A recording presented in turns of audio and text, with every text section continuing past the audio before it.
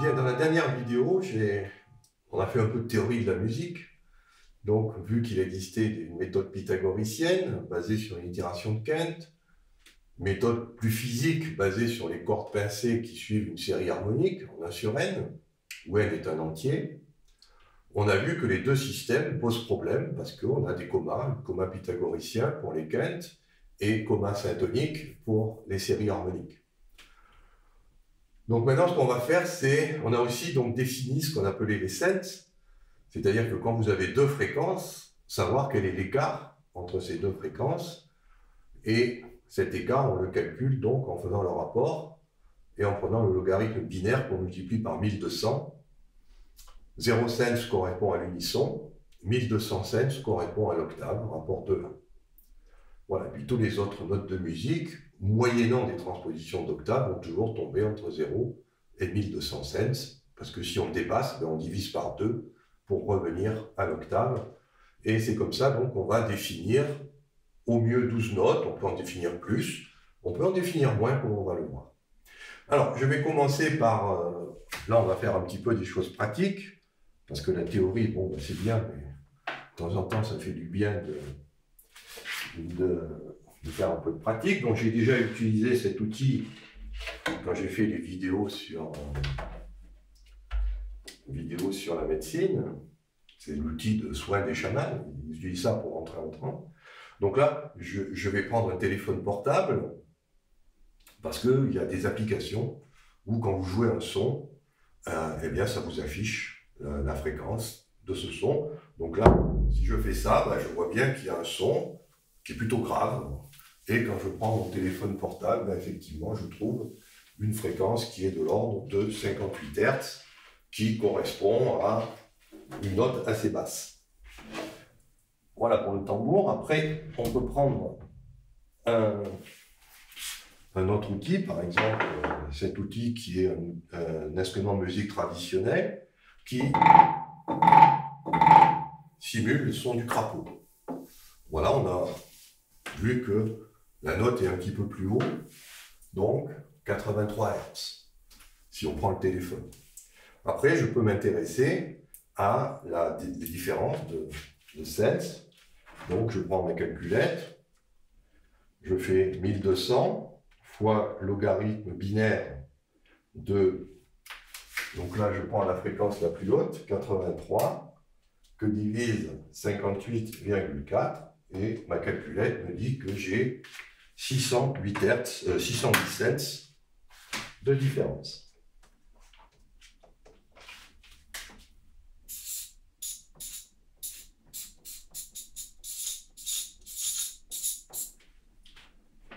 Voilà.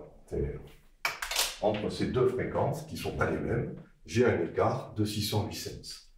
Ce n'est pas un nombre entier, parce que c'est deux fréquences qui sont fixées par ce que sont les systèmes. Donc, il n'y a aucune raison d'obtenir un chiffre entier. On va trouver un chiffre qui est compris entre 0 et 1200. Alors, ce qu'on voit aussi, c'est que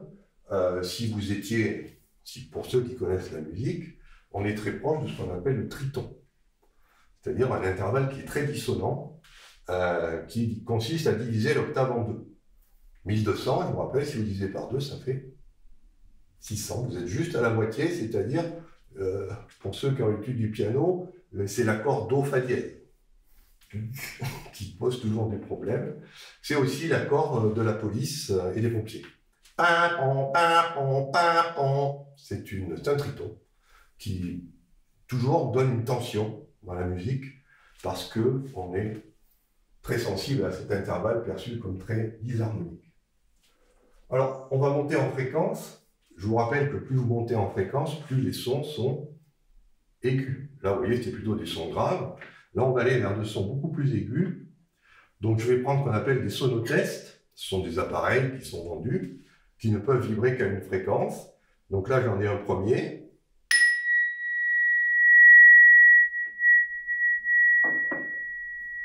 Et puis ici, le même.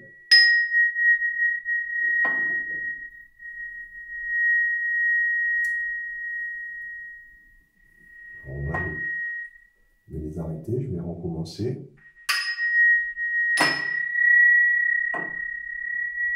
vous devez entendre ce qu'on appelle un battement. C'est-à-dire qu'ils sont rendus pour être à la même fréquence, mais en fait, si on les pèse, ils sont un petit peu différents en masse, et donc comme ils sont différents en masse, ils n'ont pas tout à fait la même fréquence. On a pris un téléphone pour mesurer, par exemple, il y en a un qui vibre à 1925 Hz et l'autre à 1885 Hz. Et là, vous voyez que si je reprends mes échelles de Sense, ça fait 36 Sense de différence entre ces deux fréquences. On a vu dans la vidéo précédente qu'un écart de 4 Sense était suffisant pour déjà percevoir une différence. Alors vous imaginez, ici, on est à 36 Sense. C'est pour ça que n'importe qui peut bien voir que ces deux diapasons, que ces deux objets ne sont pas à la même fréquence. Et comme vous le voyez, un petit écart à haute fréquence va correspondre à un gros écart en Sense. Alors qu'un petit écart ici donne des écarts beaucoup plus gros en Sense. Donc ça, c'est des lois qui sont physiologiques, c'est-à-dire qu'il est très difficile de faire des différences à haute fréquence. C'est un peu plus simple à basse fréquence. Et en fait, c'est compliqué à basse et à haute fréquence, c'est toujours dans la gamme intermédiaire, autour de ce qu'on appelle le diapason standard technique industriel 440 Hz, qu'on est le plus sensible à ces écarts de fréquence lorsqu'il y en a. Alors maintenant, on va prendre un son un petit peu plus aigu, et on va s'intéresser au diapason. Là, j'ai un système de deux cymbales tibétaines. Donc c'est comme les instruments, mais ce sont des instruments qui ne peuvent avoir qu'une fréquence. On ne peut pas en avoir 36 000. Voilà. Vous prenez votre téléphone portable, une application, vous avez, nous on a mesuré 1969 Hz. Le problème qu'on a ici, c'est de savoir quel a été le diapason qui a été utilisé pour fabriquer ces cymbales. Parce que, évidemment, quand vous les fabriquez, c'est la masse de métal que vous allez mettre qui va définir la hauteur et la note que vous allez générer. Et comme on l'a vu dans les vidéos précédentes, pour pouvoir passer d'une fréquence à une note, il faut ce qu'on appelle un diapason. Si vous ne voulez pas savoir à quelle note correspond, eh bien, il vous faut absolument un diapason. Donc là, par exemple, on peut calculer que si le diapason, si on se prend un La4 à 440 Hz, on a ici donc un 6/6e, un 6/6, qui vibre à 1969 Hz, c'est-à-dire que les personnes qui ont fabriqué ce dispositif, on sait qu'ils ont utilisé un diapason de 440 Hz. Si on veut faire la même chose avec les sonotests, eh bien, là, on voit que le 440 ne fonctionne pas. La meilleure valeur qui correspond, le meilleur diapason qui est compatible avec ces fréquences, donc c'est le 432 Hz. C'est-à-dire que les gens qui ont fabriqué les sonotests ont choisi, pour calculer la masse de métal qu'il faut mettre et où il faut mettre les ficelles, ils ont décidé de se régler sur 432 Hz. Si vous voulez savoir pourquoi, vous allez voir la vidéo où on vous explique d'où vient cette valeur de 432 Hz. Voilà, on va terminer par un appareil qui est le Koto. Donc c'est l'appareil qui est ici. Donc là, par contre, on joue avec plusieurs. On va générer plusieurs sons, ce qu'on appelle une gamme.